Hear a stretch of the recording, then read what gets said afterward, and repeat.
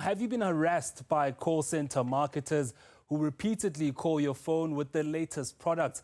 While the Department of Trade and Industry and Competition has called on the public to share their views on regulations set to provide mechanisms to block unwanted direct market communication. We're now joined by Thezi Mabuza, the Deputy Commissioner at the National Consumer Commission. Let's first start with the problem, Thezi, here. A lot of us getting those spam calls on our cell phones, whether it's emails of either call center operators or even people emailing us about the latest products. Even though we opt out, they keep coming back. How can this problem be solved? Yes, the Consumer Protection Act actually allows you to block this unwanted direct marketing. And what the Act envisaged is that you as a consumer is that you would mostly opt in. Most of us, when you look at our purses right now, you have all these card stores that we normally call, like the card stores that you go to, that you would go in and say, I want to buy, and these are the, the benefits that I get from this card. But we are not aware that every day we are opting in. And in that case, the business will collect your information and then they will indirectly then let you know of all the specials. That is actually now marketing to you directly. What the Act now envisage in terms of the amendment to this regulation is that you as a consumer, you will register in the registry now, come up with a preemptive block and say, I am Thezi, these are my numbers. I do not want these numbers to be called, irrespective of the relationship that I had with either a supplier wherein I have a loyalty card. So that preemptive block would say to any other marketer, Thezi does not want to be called by you, even if I would have opted in. So the opt-out registry is solely for that to say, I do not want to be called either once, not even to ask me whether I should be called. At what point should consumers deem it intrusive marketing by definition? Intrusive, it says to you, anything that is unwarranted, that you haven't given any other person to call you. And normally what you would see is that most of us will be called and they would say, opt out. I've opted out. But then again, they will use a different number. So for you, it would be a different marketer. While now the very same business that would have other businesses, like you would go to a business, let's say you're buying a car, but then they are also selling insurance, they are also selling any other product. So everybody in that value chain would actually call you. So it becomes intrusive when you say, I don't want. But for us now, is that when you have said, I do not want, then somebody calls you, then that would be an offense or a violation of the CPA.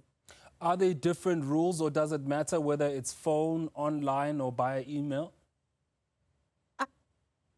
Registry, it really doesn't matter.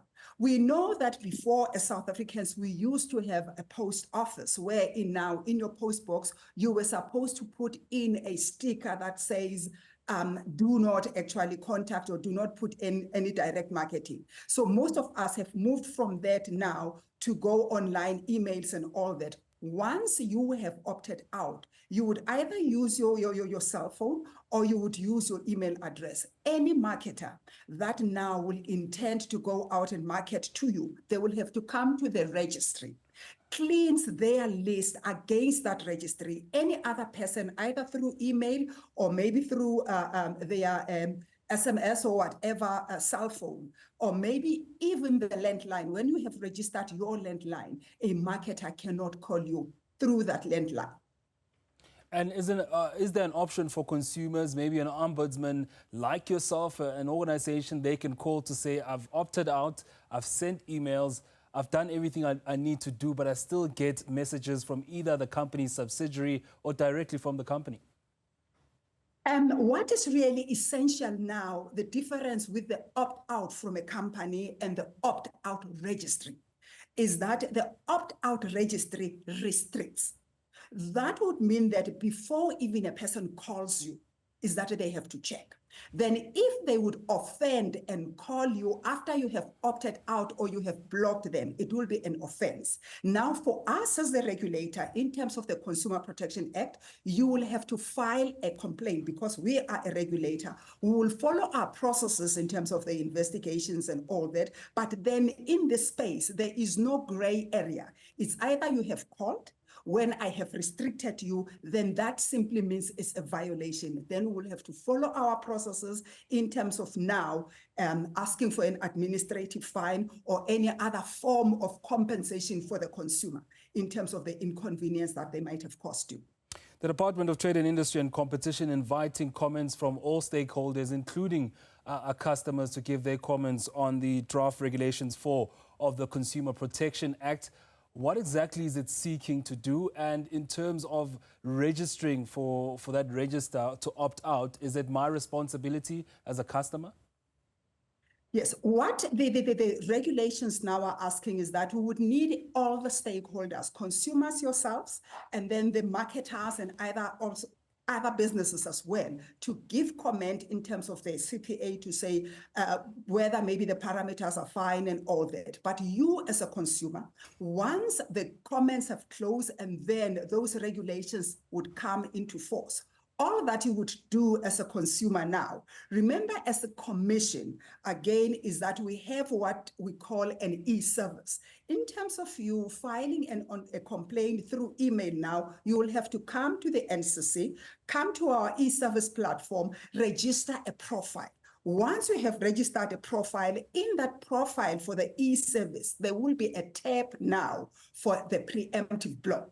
Then you will go into that tab and then put in your details, the numbers or the emails that you do not want any other marketer to contact. Then once you have done that, it would allow you a month for us then to consolidate. It will refresh every month, wherein now, if you have registered now in November, the beginning of November, that would mean that by the 1st of December, you should not get any direct marketing on those numbers that you would have registered. So it will be at no cost to you except registering. But then for the business that are in marketing, that would mean that before they can even market, now they have to come to the register themselves as marketers. And then if they have registered themselves as marketers, then before they even run any other campaign, remember now they have all our details now of like Thezi that I have to call from this loyalty card or from this store and all that. So they have all our details.